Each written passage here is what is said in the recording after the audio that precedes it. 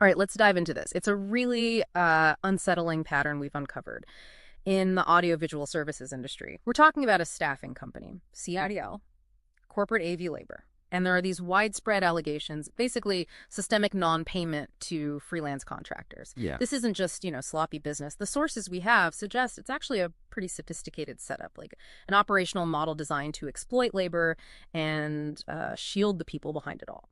So our mission today is really to pull out the key insights from the sources, kind of explore how this phantom company seems to work. Yeah, and what's fascinating, or maybe disturbing, is how deep it goes. It's not just CADL by itself. The evidence connects it to other entities, including its predecessor, Videotech Services, VTS, which basically collapsed under very, very similar allegations. It strongly suggests, a calculated rebrand. Escape the bad rep, keep the same playbook. A calculated rebrand. Wow. That's chilling. And digging in, the alleged architect behind it, that really highlights how calculated it might be. We're talking about a California attorney, John Scott Manzano, and his legal practice actually specializes in, get this, business protection and collections and asset protection. Right. It's striking, isn't it, how that specific expertise seems, well, twisted here, used not for protection in the usual sense, but maybe to engineer this kind of evasion. You see it in the company structure itself. They use virtual offices, lots of them, Florida, Texas. California too, right? California as well, yeah. And these untraceable VoIP phone numbers, internet phones, super hard to link back to a physical place. Yeah. It makes the company effectively Judgment proof, meaning even if you sue them and win, there's nothing really there to collect from. pretty much. You might get a piece of paper, but finding actual assets, good luck. It's like a ghost. And the Dallas address for Paytech Nationwide, Inc., that's CAVL's payroll affiliate, also a virtual office. So it just begs the question, right? How are you supposed to get paid when the company barely seems to exist physically? And the non-payment you mentioned, it's consistent. People waiting months. We saw complaints like 50 days out, still not paid, someone else still trying to get paid from January. It sounds exactly like the VTS situation. Didn't that company owe huge amounts before disappearing? Huge amounts. Sources said hundreds of people, hundreds of thousands of dollars. So yeah, the pattern is uncanny. And Paytech Nationwide. It seems to act like a buffer or a blockade for payments, deflecting the responsibility away from CAVL itself. The BBB, the Better Business Bureau, gives Paytech a C rating. And that's just for failing to respond to one complaint.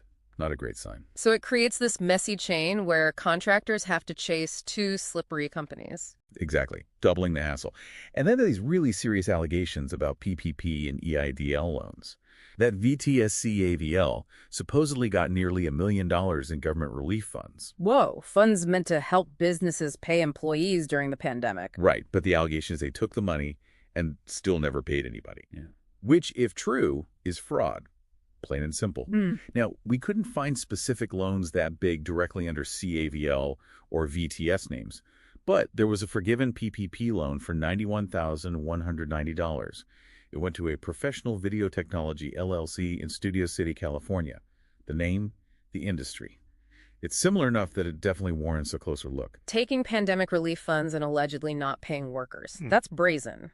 So for you listening, maybe you're a gig worker, maybe not. What does this tell us? How does this kind of thing even work? Well, part of it is the industry. AV can be, less regulated in some ways, a lower barrier to entry. And companies like CAVL reportedly target a non-union workforce specifically. They likely know individual freelancers often lack the resources, the time, the money to fight back effectively. So they target vulnerability. It appears that way. But look, while the structure is designed like a fortress, it's not necessarily unbeatable. There are legal tools, things like piercing the corporate veil.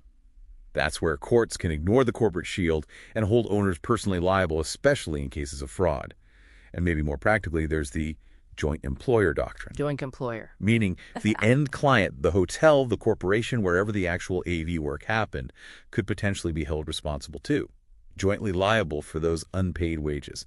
That gives contractors another potentially more solid target. Okay, I see. So pulling it all together, we've got this picture of a potentially deliberate corporate setup, a rebrand, virtual offices, a separate payroll company, all seemingly designed to make it hard for workers to get paid.